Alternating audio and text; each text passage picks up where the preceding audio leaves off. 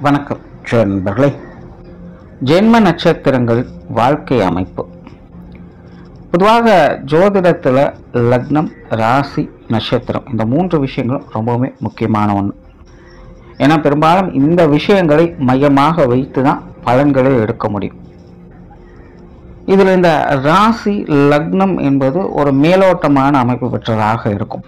அதாவது இன்னென்ன இடங்களில் இன்னென்ன மாதிரியான கிரகங்கள் இருக்குது அப்படிங்கிற பட்சத்தில் அதனுடைய அமைப்புகள், ரிசல்ட் எல்லாமே இப்படி தான் இருக்கும் அப்படிங்கிறத கொஞ்சம் ஈஸியாக ப்ரெடிக்ட் பண்ணி எடுத்துடலாம். ஆனால் அதுவே நட்சத்திரத்தினுடைய அமைப்பு அப்படிங்கிறது ரொம்ப இன்டெப்த்தான விஷயங்கள்.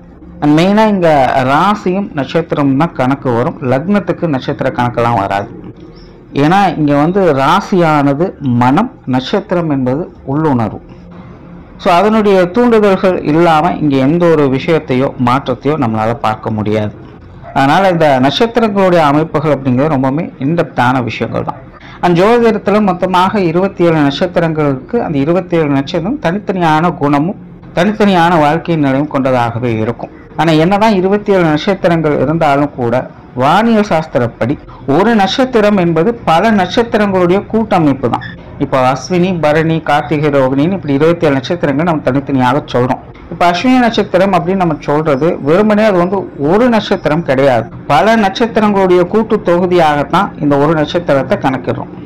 புராணங்களின் படியும் யோக சாஸ்திரங்களின் படியும் இந்த ஜென்ம நட்சத்திரம் எதை குறிக்குது அப்படின்னா நம்மளுடைய ஆன்மாவானது எந்த நட்சத்திர தொகுதியிலிருந்து வந்திருக்கு அப்படிங்கிறது குறிக்கிறதாக அந்த ஜென்ம நட்சத்திரம் கருதப்படுது.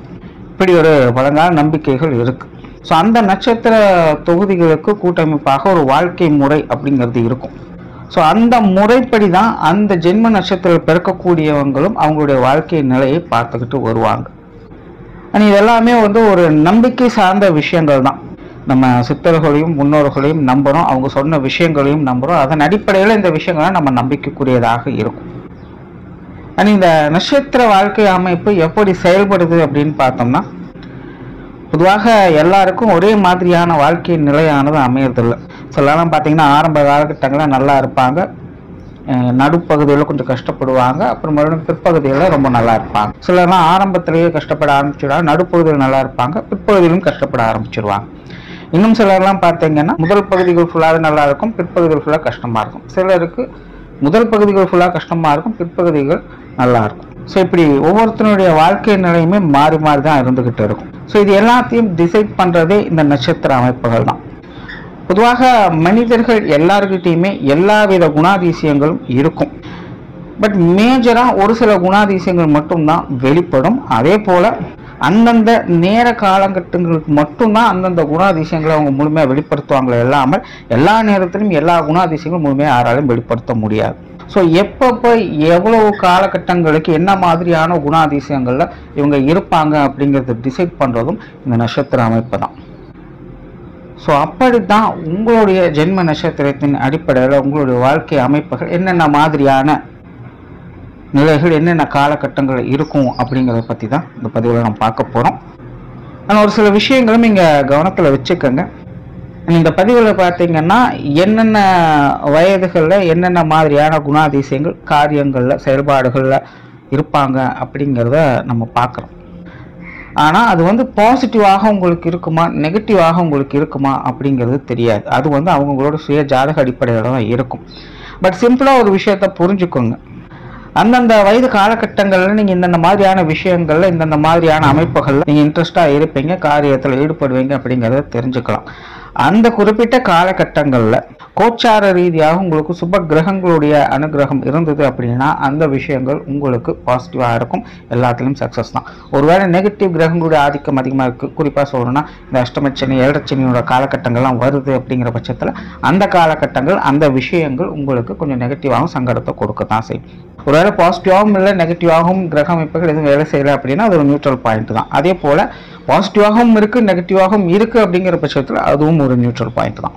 இந்த ஜோதிட பலன்கள் அப்படிங்கிறதே இவ்வளோதாங்க. நீங்கள் வேறு எதுவும் பெருசாலாம் போட்டு குழப்பிக்க வேண்டியதே இல்லை. ஸோ இது மட்டும் கொஞ்சம் மைண்டில் வச்சுக்கோங்க. இனி மேற்கொண்டு நட்சத்திர அமைப்புகளை பற்றி பார்க்கலாம். மேசராசி, அஸ்வினி நட்சத்திரம்.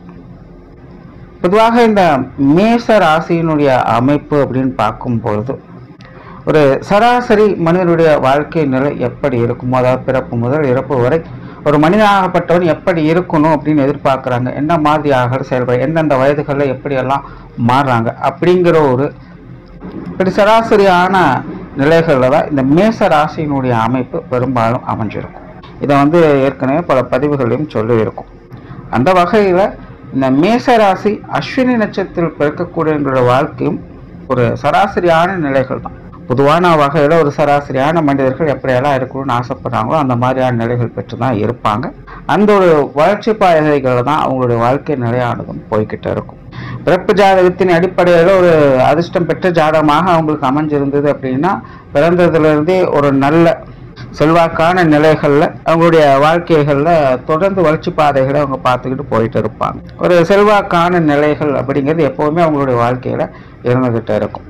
அதுவே கஷ்டப்படக்கூடிய ஜாதகமாக இருந்தது அப்படின்னா வாழ்க்கையில் கொஞ்சம் ஏற்ற இறக்கங்களை பார்த்துக்கிட்டு ஒரு நடுநிலை தன்மையோடு வாழ்க்கையில் முன்னேற்றங்களை பார்த்துக்கிட்டு வருவாங்க. ஸோ இந்த அஸ்வினி நட்சத்திரமானது மேச ராசியில் இருக்கிறதுனால இவங்களுடைய வாழ்க்கையானது அவங்கவுங்க வயது நிலைக்கேற்ப அடுத்தடுத்த கட்டங்களுக்கு முன்னேறி போய் கொண்டு தான் இருக்கும். பட் நட்சத்திரத்தின் அடிப்படையில் இங்கே குணாதிசய பேதங்கள் அப்படிங்கிறதான் ரொம்பவுமே ஆழமாக பார்க்கப்படுது. ஸோ இவங்களுடைய வாழ்க்கையில் அந்தந்த நிலைகளுக்கு ஏற்ற முன்னேற்றங்களை பெருசாக எந்த ஒரு பிரச்சனை கிடையாது. எப்படியோ அடுத்த கட்டங்களுக்கு அவங்க நோக்கி போய்கிட்டு தான் இருப்பாங்க. ஆனால் ஸ்பெசிஃபிக்காக இவங்க எந்த கட்டத்தில் என்ன மாதிரியான மைண்ட் செட்டில் இருக்காங்க, என்ன மாதிரியான விஷயங்களை எதிர்பார்க்குறாங்க, எப்படி இவங்களுடைய லைஃப் ஸ்டைலில் அடுத்த கட்டங்களுக்கு கொண்டுட்டு போகிறாங்க அப்படிங்கிறது தான் இந்த அஸ்வினி நட்சத்திரமான தனித்துவமாக சொல்லும். பொதுவாகவே இந்த அஸ்வினி நட்சத்திரம் என்பது சிறந்த அறிவாற்றல் கொண்டது, ரொம்பவும் நுட்பமான செயல்பாடுகளை கொண்டது, புரியாத புதிர்களையும் சவால்களையும் சிறப்பாக எதிர்கொள்ளும் திறமை பெற்றது. அதே நேரம் இந்த அஸ்வினி நட்சத்திரமானது ஓப்பன் மைண்டோ இல்லை ஃப்ரீ மைண்டோலாம் கிடையாது.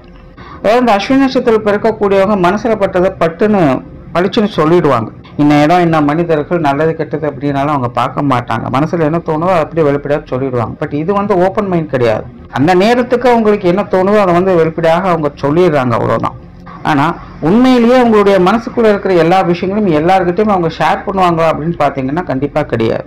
அவங்களுக்குள்ள எப்பவுமே ஒரு தனித்தன்மையான கருத்துக்கள் அப்படிங்கிறது இருந்துகிட்டே தான் இருக்கும். ஒவ்வொரு மனிதர்களை பற்றியும் ஒவ்வொரு விஷயங்களை பற்றியும் அது இப்படித்தான் அப்படின்னு அவங்க தனியாக டிசைட் பண்ணி வச்சிருப்பாங்க.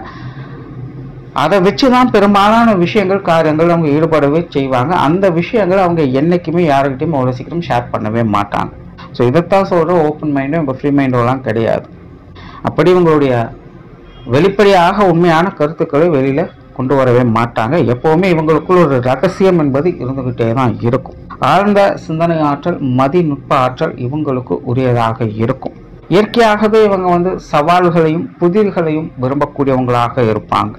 இயற்கையாகவே ஒரு தேடல் மனப்பான்மை உடைய நட்சத்திரம் இது. அதுவும் வாழ்க்கை சம்பந்தப்பட்ட விஷயங்கள்ல தேடல்கள் இவங்களுக்கு அதிகமாக இருக்கும். அந்த தேடல் தான் இவங்களுடைய வாழ்க்கையின் அடுத்தடுத்த கட்டங்களுக்கு இவங்களை எடுத்து செல்லும். சும்மா வெறுமனே கண் போன போக்குலையும் கால் போன போக்குலையும் போகக்கூடியவங்க அல்ல. பிளானிங் அண்ட் எக்ஸிக்யூஷன் அப்படிங்கிற மெத்தடில் தான் இவங்களுடைய வாழ்க்கை அமைப்பானது நகர்ந்து கொண்டு இருக்கும். பட் இங்கே பிரச்சனை என்ன அப்படின்னு பார்த்தீங்கன்னா, தியரிட்டிக்கலாக இவங்க ரொம்பவுமே ஸ்ட்ராங்கான நபர்களாக இருப்பாங்க. பட் அதுவே ப்ராக்டிக்கல்னு வரும்போது ரொம்பவுமே ஸ்ட்ரகிள் ஆகக்கூடிய நபர்களாக இருப்பாங்க. எந்த ஒரு பிரச்சனைகளுக்குமே ஒரு சாமர்த்தியமான யோசனைகள் இவங்ககிட்ட இருந்துகிட்டே இருக்கும். அதாவது பிளான் ஏபிசி அப்படின்னலாம் கிடையாது. பிளான் A to Z வரைக்கும் இவங்ககிட்ட எப்போவுமே பிளான் அப்படிங்கிறது இருந்துகிட்டே இருக்கும்.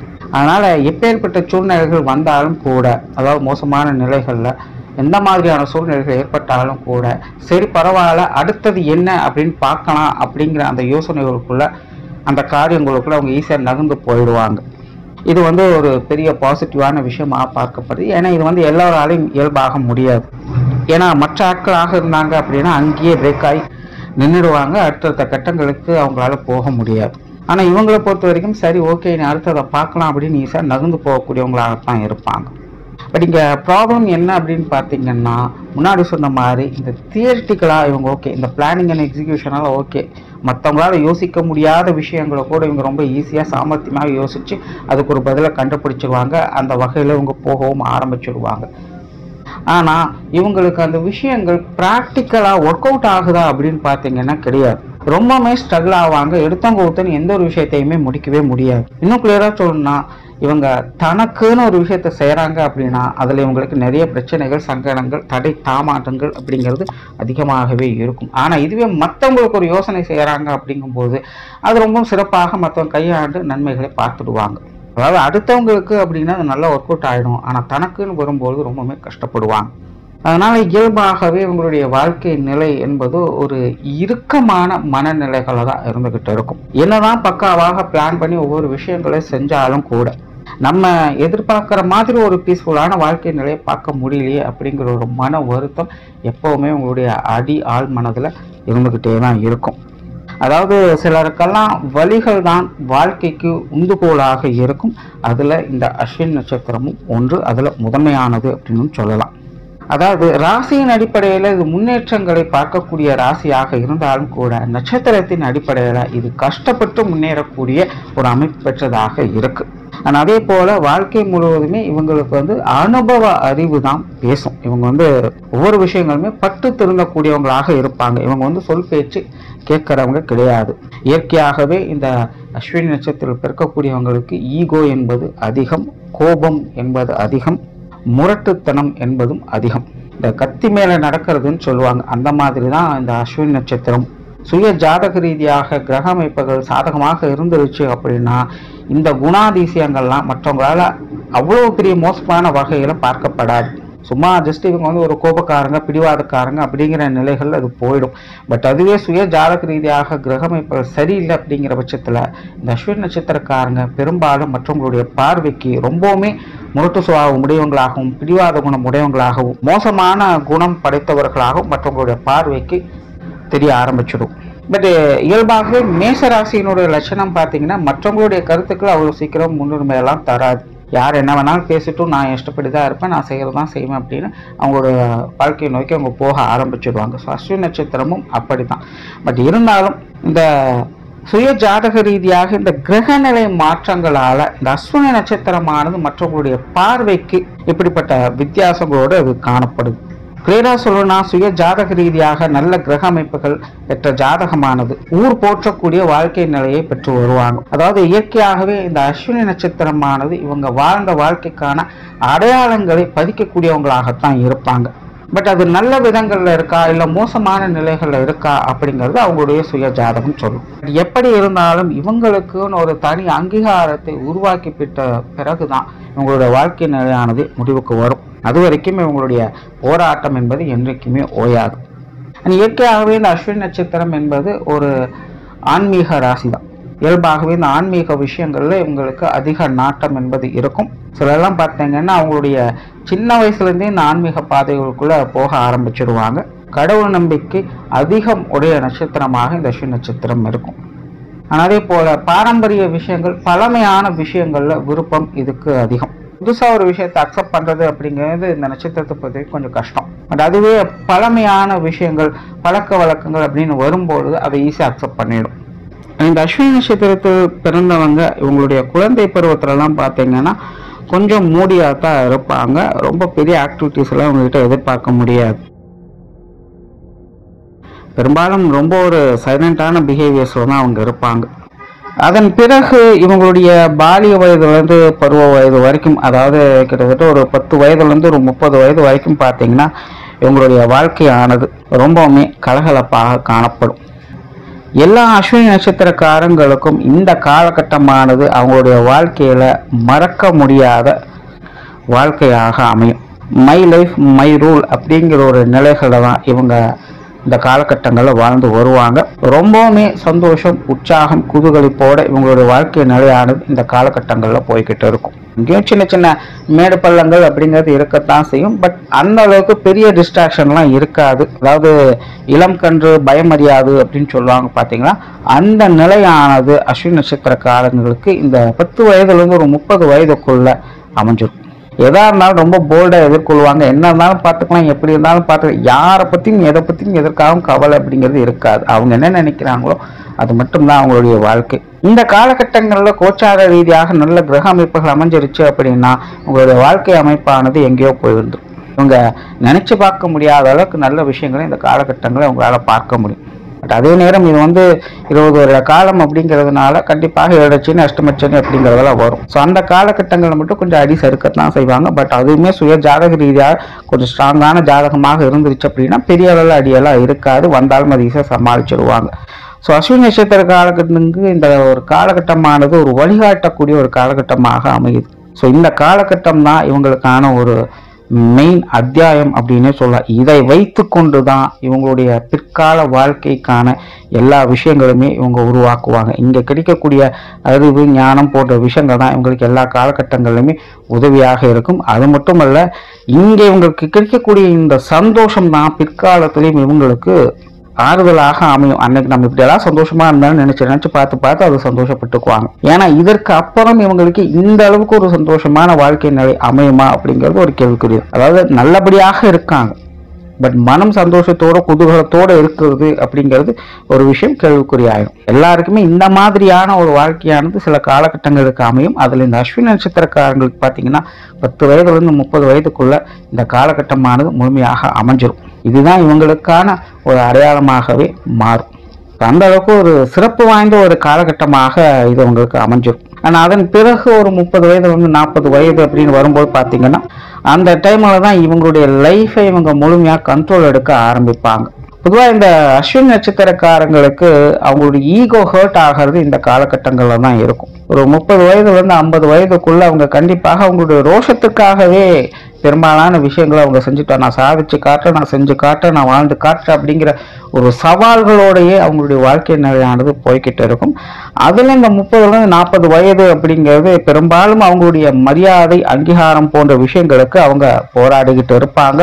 ஸோ இந்த காலகட்டங்களில் இவங்களுக்கு கோச்சார ரீதியாக கிரக அமைப்புகள் நல்லபடியாக அமைஞ்சிருச்சு அப்படின்னா ஒரு நல்ல செல்வாக்கான நிலை, மதிப்பு மரியாதை இருந்த சமுதாயத்தில் ஒரு சிறப்பான வாழ்க்கையை பார்க்கக்கூடிய அமைப்புகள் இவங்களுக்கு இயல்பாகவே வந்துடும். பட் அதுவே அந்த காலகட்டங்களில் இந்த 7 சனி அஷ்டமச்சனியெல்லாம் வந்துருச்சு அப்படின்னா இவங்களுடைய மரியாதையை காப்பாற்றிக்கிறதுக்காக இவங்க போராட வேண்டிய சூழ்நிலைகள் ஏற்படும். ஸோ எப்படி பார்த்தாலும் இந்த 30 to 40 வயது அப்படிங்கிறது இவங்களுடைய மரியாதை அங்கீகாரம் போன்ற விஷயங்களுக்கு இவங்க போராடக்கூடியதாக அமைஞ்சிடும். அடுத்ததான் 40 to 50 வயது அப்படி வரும்போது அப்பதான் வந்து இவங்க மெயினா குடும்ப வாழ்க்கைக்குள்ள என்ட்ராவாங்க. அப்போ இதுக்கு முன்னாடியெல்லாம் குடும்பம்லாம் கிடையாதா அப்படின்னு பார்த்தீங்கன்னா அப்படியெல்லாம் கிடையாது. எல்லாமே இருக்கும், எல்லா உறவுகளும் இருக்கும். பட் பர்சனலா இவங்க குடும்பத்தோடு இணையறாங்களா, குடும்பம்னா என்னன்னு இவங்க புரிஞ்சுக்கிறாங்களா, குடும்ப விஷயங்களை ஏற்றுக்கொள்றாங்களா அப்படின்னு பார்த்தா அதெல்லாம் கிடையாது. இந்த 40 வயது வரைக்குமே பெரும்பாலும் இவங்களுடைய விஷயங்கள் காரியங்களுக்கு மட்டுமே இம்பார்ட்டன்ஸ் கொடுத்துட்டு வருவாங்க. இப்போ இவங்க 40 வயதை கடந்து போறாங்களோ அப்பதான் இவங்களுக்கு தனித்துவமாக குடும்ப வாழ்க்கைன்னா என்னென்னு புரிய ஆரம்பிக்கும். குடும்ப வாழ்க்கையில் ஈடுபாடுகள் இருக்கும். எல்லா விஷயங்களுமே குடும்பத்துக்காகவே பார்த்து செய்யக்கூடியவங்களாக இருப்பாங்க. குடும்பத்தை போற்றவங்களாக இருப்பாங்க. குடும்பத்தை வளர்க்கக்கூடியவங்களாக அவங்க மாறுவாங்க. சுருக்கமாக சொல்லணும்னா இவங்க இந்த காலகட்டங்களில் தான் உண்டு தான் குடும்பம் உண்டுன்னு அமைதியாக இருக்க ஆசைப்படுவாங்க. பெருசாக இவங்களுக்கு மற்ற விஷயங்கள்லாம் ஈடுபாடுகள் அப்படிங்கிறது இருக்காது. குடும்ப வாழ்க்கையை அனுபவிக்கிறது, குடும்ப உறவுகளை அனுபவிக்கிறது அப்படிங்கிற நிலைகளில் உங்களுடைய மனம் மற்றும் செயல்பாடுகள் அப்படிங்கிறது போக ஆரம்பிச்சிடும். ஒரு சென்டிமெண்டான நபர்களாக இந்த காலகட்டங்களில் இவங்க மாறுறாங்க. இந்த டைம்ல தான் வந்து இவங்க ரொம்ப பொறுமையாக எல்லா விஷயங்களும் யோசிக்க ஆரம்பிப்பாங்க. பழைய விஷயங்களை பற்றி அசை போடுவாங்க. தான் என்னெல்லாம் செஞ்சோம், எப்படியெல்லாம் இருந்தோம், என்ன மாதிரியெல்லாம் இப்படி செஞ்சிருக்கலாம், எந்த விஷயங்களை நம்ம மிஸ் பண்ணோம், எந்த விஷயங்களை இன்னைக்கு நம்ம கரெக்டாக செஞ்சோம் அப்படிங்கிற விஷயங்கள்லாம் அந்த காலகட்டங்கள்லாம் இவங்க ரொம்பவுமே அசை போட்டு கொண்டு இருப்பாங்க. பட் எங்கே எப்படி சுத்தினாலும் குடும்ப வாழ்க்கை தான் பிரதானம் அப்படிங்கிற நிலைக்கு இந்த காலகட்டங்களில் அவங்க வந்துடுவாங்க. குடும்ப உறவுகளுக்கு இந்த காலகட்டங்களில் ரொம்ப இம்பார்ட்டன்ஸ் கொடுப்பாங்க. ஸோ இந்த காலகட்டங்களில் இந்த கோச்சார ரீதியாக கிரகமைப்புகள் நல்லபடியாக இருந்துச்சு அப்படின்னா குடும்ப வாழ்க்கை சீரும் சிறப்புமாக அமையும். உங்களுடைய குடும்ப வளர்ச்சிக்கும் பொருளாதார வளர்ச்சிக்கும் என்னெல்லாம் இவங்க செய்யணும்னு நினைக்கிறாங்களோ அதெல்லாமே இந்த காலகட்டங்களில் சிறப்பாக அவங்களுக்கு தேடி வந்து அமையும்னே சொல்லலாம். பட் அதுவே கோச்சார கிரக அமைப்புகள் இவங்களுக்கு சரியாக அமையலை அப்படிங்கிற பட்சத்தில் குடும்ப வாழ்க்கை போராடக்கூடிய நிலைகளை கொடுக்கும். குடும்ப உறவுகளை நினைத்து கஷ்டப்படக்கூடிய நிலைகளை இது கொடுத்துரும். சுருக்கமாக சொன்னால் இது மன ரீதியாக அதிக தாக்கங்களை ஏற்படுத்தக்கூடிய ஒரு காலகட்டமாக அமையுது. அது சந்தோஷமாக அமையுதா கஷ்டமாக அமையுதா அப்படிங்கிறத கோச்சார கிரக அமைப்புகள் இந்த காலகட்டங்களில் உங்களுக்கு சொல்லும். ஆனால் அடுத்ததாக 50 வயதுக்கு மேலே ஒரு 15-20 வருட காலங்கள், இந்த காலகட்டங்கள் தான் இவங்களுடைய வாழ்க்கையின் லட்சியங்களை நோக்கி ஓடக்கூடிய ஒரு காலகட்டமாக அமையும். அதாவது ஒவ்வொரு ஜீவனும் ஒவ்வொரு லட்சியங்களுக்காக ஜனனம் எடுத்திருக்கும். ஸோ அந்த லட்சியங்களை நோக்கி ஒரு காலகட்டங்களுக்கு எல்லாருமே ஓடுவாங்க.